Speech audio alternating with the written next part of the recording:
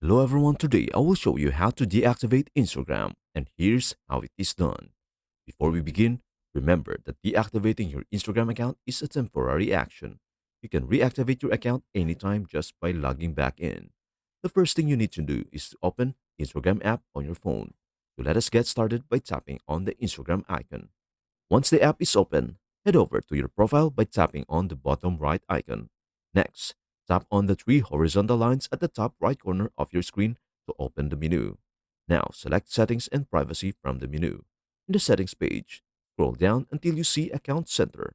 From the Account Center, tap on Personal Details and then tap on Account Ownership and Control. This is where you will find the deactivation option. Under Account Ownership and Control, select Deactivation or Deletion. Choose the Instagram account you want to deactivate. Now tap on Deactivate Account and follow the on-screen prompts. You may need to provide a reason for deactivating. Once you have completed this, hit Continue to deactivate. Your Instagram account is now deactivated.